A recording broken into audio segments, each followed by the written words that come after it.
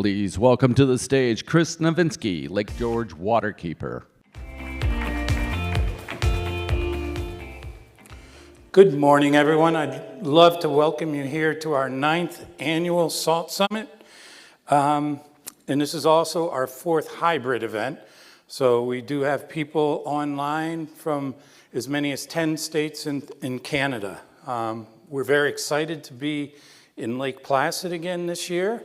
We were here a number of years ago before the pandemic, and just great to come back here and share the work that we've done in Lake George with all the other great work that people have done around the Adirondack Park, and share the information that we're developing, trade ideas, learn some more, and bring it out there and help our communities. We're excited to be able to continue to bring this to you at no charge at all due to the support of our sponsors as well as our partners.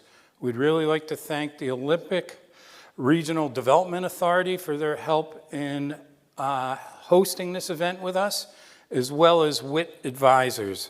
If we could give them a round of applause. But really, we've got to reach out to all our sponsors, our innovation sponsors, Henderson and Hilltip,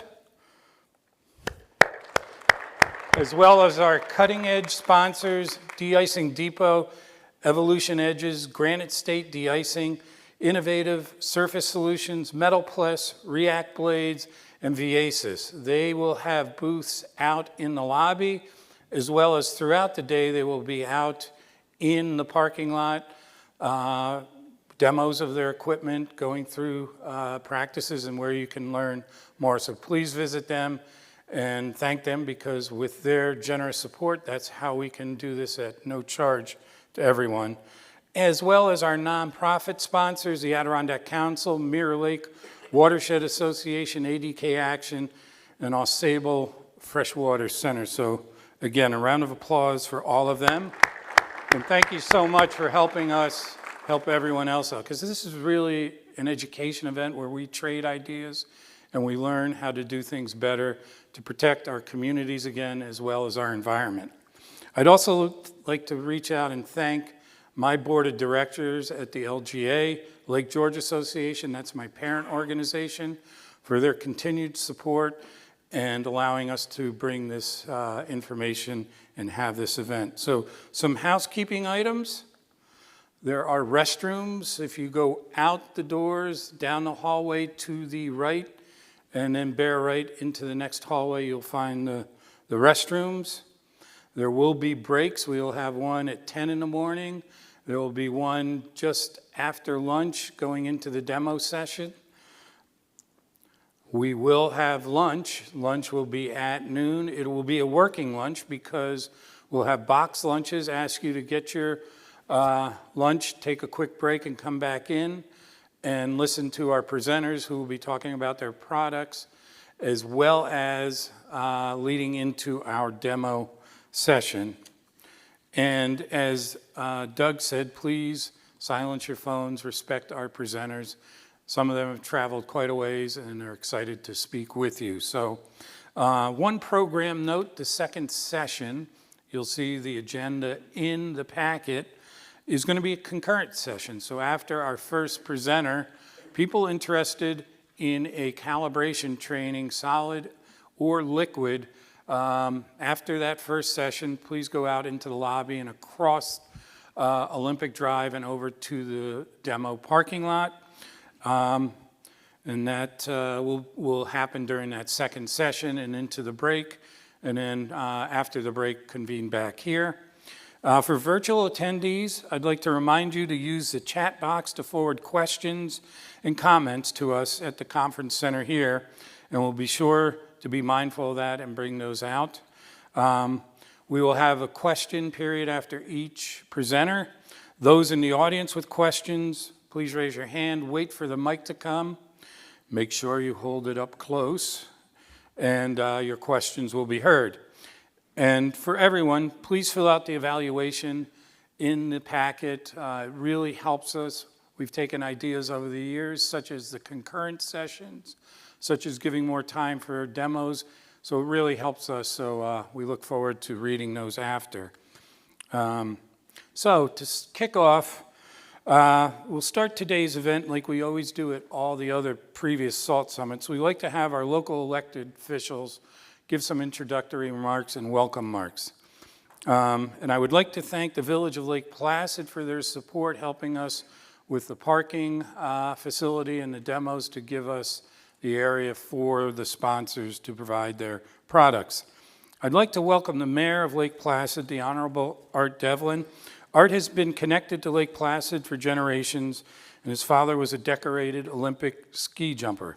Art was a local businessman who owned the family business, the Devlin Motor Lodge, until recently.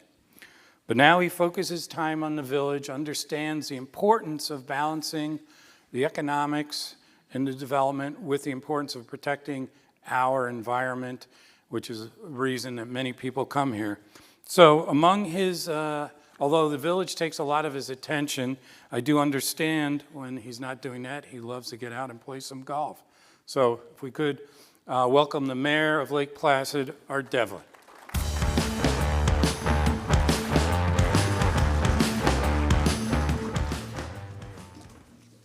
Good morning. On behalf of myself and the Village of Lake Placid, let me officially welcome you to the Adirondacks. I would also like to thank Chris Navitsky for the opportunity to speak to you today and for holding your 9th SALT Summit here in Lake Placid. The last conference was here 5 years ago, and a lot has changed in that time. Mirror Lake, which our village is built on, is unique in that it has a road that goes all the way around it. It also has very little water turnover. As a result, the salt that has been put down over the last 40-plus years was starting to become uninhabitable by our lake trout. The bottom of our lake, described by Brendan Wiltsey, was like an Italian salad dressing mix.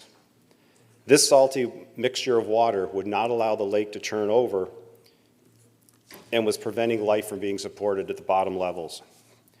Working with the Mirror Lake Watershed Association and Brendan Wiltsey, we were able to reduce the amount of salt that we put down and to divert some of our biggest offenders away from the lake. Some of the improvements that we made right off the bat were getting rid of our broadcast spreader. That had 2 settings, off and super turbocharged.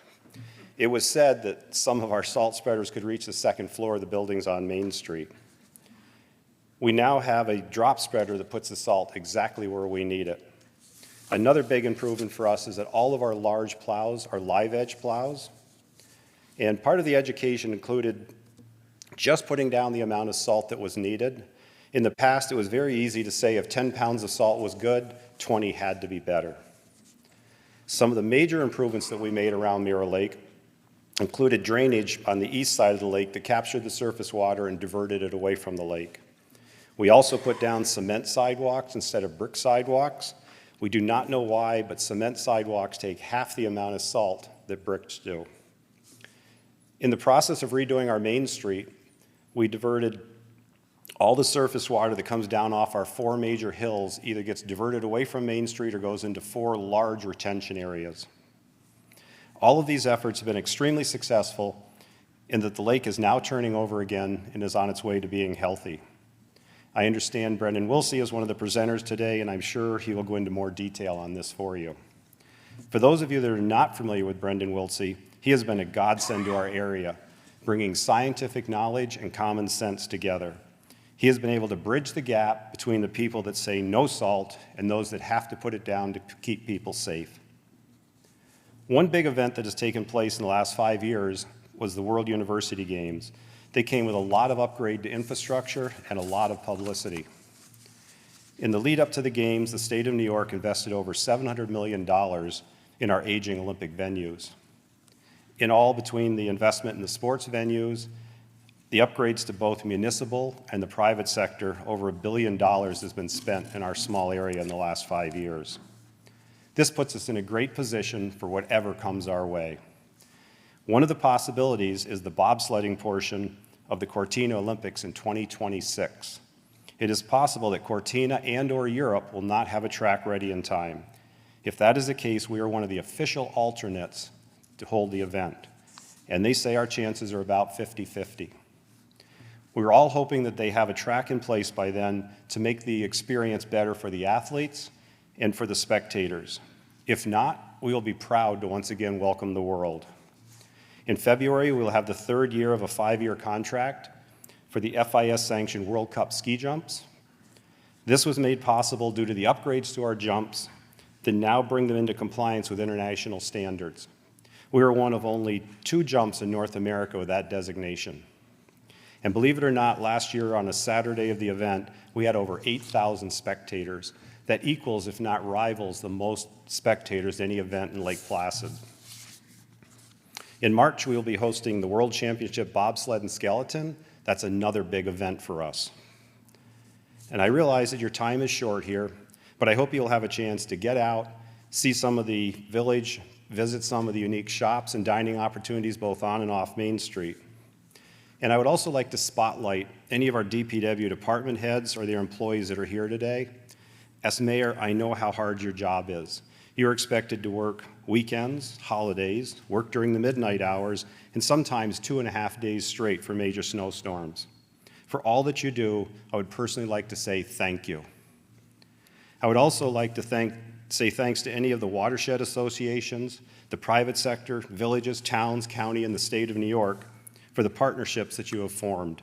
The problems that we are facing from years of putting down salt will not be solved unless we all work together, and I commend the work that you're doing. In closing, thank you again for the work that you do and for choosing Lake Placid for your Salt Summit.